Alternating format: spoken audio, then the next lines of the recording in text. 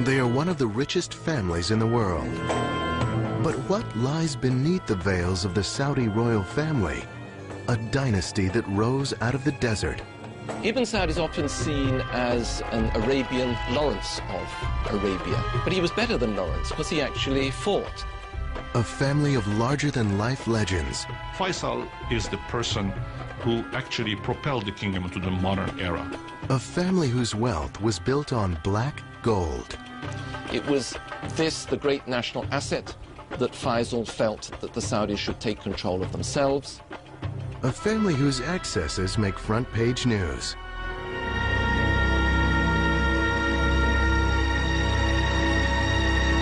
The Saudi royal family has been an American ally for over 70 years.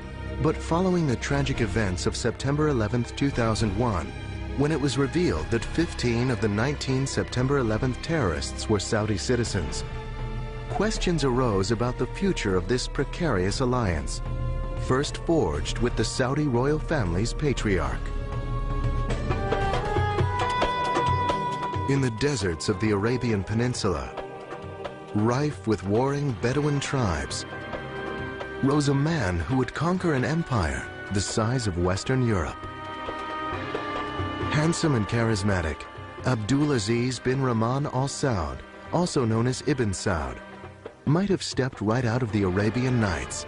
A man of great physical stature, at 6'4" tall, he towered over most of his Bedouin brothers and was a fierce warrior. Ibn Saud is often seen as an Arabian Lawrence of Arabia, but he was better than Lawrence because he actually fought, and his capture of Riyadh illustrates that. Ibn Saud was 26 when he engaged in the campaign that would define his early career.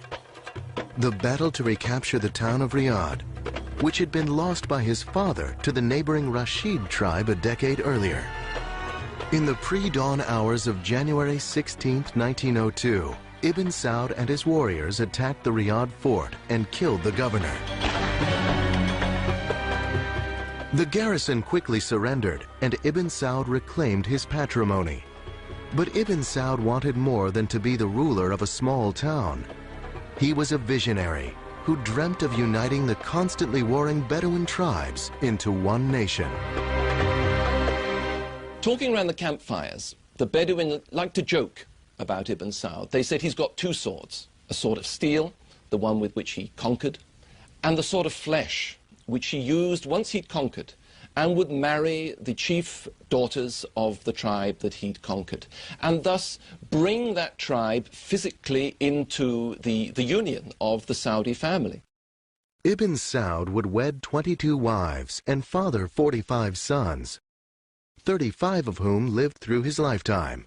Ibn Saud's other means of ensuring loyalty were insisting that those he conquered become devout followers of the strict Wahhabi Islamic sect. They're the strictest section of Sunni Islam. Until the 30s and 40s, they didn't wear silk, they didn't have flowers in their gardens, they would never use perfume. They were Puritan, they were desert people, and they loved him. They had this fierce religious ideology, the willingness on the part of the Ikhwan, the Brotherhood as they were called, to die in battle. Almost a willingness, a wish to die in battle because they believed they were fighting a holy war. With the Ikhwan, Ibn Saud was able to conquer an area greater than Western Europe. In the early 20s, Abdulaziz Al Saud was able to really take the ideology of Wahhabism, and we might consider today that's the ideology of militant Islam, and to really make it into a political force in order to pull the tribes of Saudi Arabia together. His successes were great, but there would be deep personal losses too. In 1919, at the end of the First World War, Saudi Arabia was struck, as most of the rest of the world was, by the terrible influenza epidemic. They couldn't get medical supplies to Riyadh fast enough to save his wife, one of his most dearly beloved wives, and also his son, Turki, who was particularly admired by everybody who knew him as a future leader. It was a devastating loss. Yet having survived the epidemic himself, Ibn Saud was even more determined to complete his conquest. In 1926, he took possession of Mecca and Medina, the two holiest sites in Islam. This provided him with an important source of revenue, fees from the annual pilgrimage to Mecca called the Hajj. He charged Muslims to make the Hajj to Mecca. They had to pay a fee to be allowed into Saudi Arabia, and that's how he lived, frugally. By 1932, Ibn Saud had conquered the vast territory between the Red Sea and the Persian Gulf. He would name it after his family, Saudi Arabia, and proclaim himself king.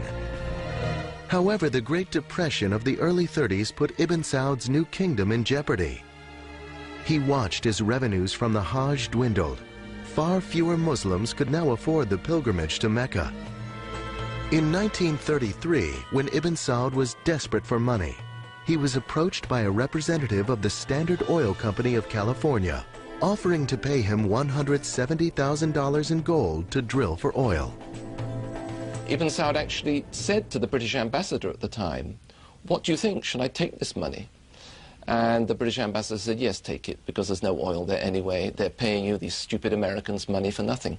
He summoned someone, asked him about the oil well that was discovered, was told how much oil it was producing and what the oil was worth, and he asked, "Are we going to discover more?"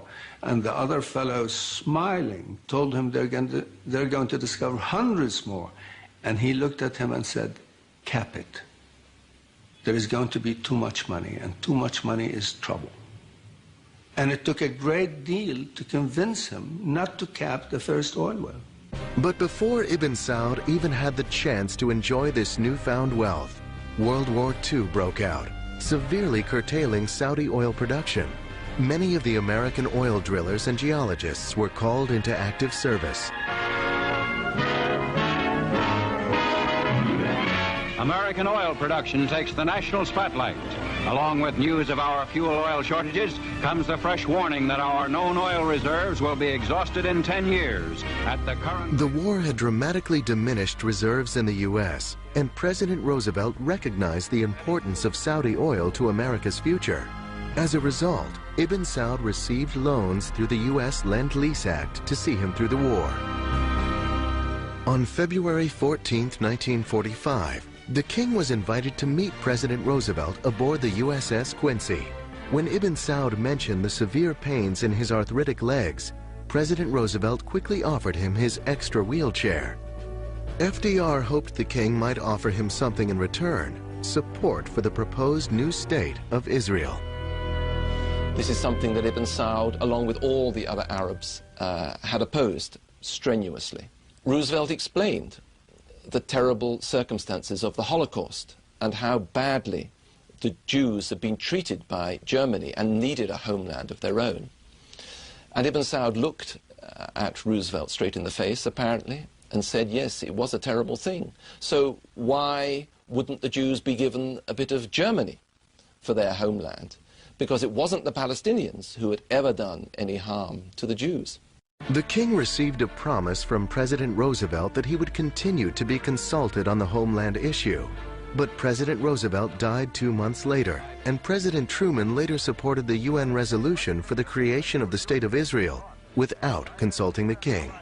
While there were some who felt, especially the oil people, that the king, the old king, might retaliate by canceling the oil concession, he made it very clear to us that he was not going to do this.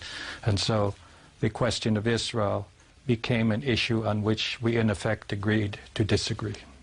With the end of World War II, drilling resumed in Saudi Arabia. American firms have opened new fields abroad. Of these, one of the biggest and most important is Saudi Arabia. Beneath its blistering sands lies a near ocean of oil, whose potential reserves are estimated at 150 billion barrels. Standard Oil of California joined Texaco and Standard Oil of New Jersey and New York to form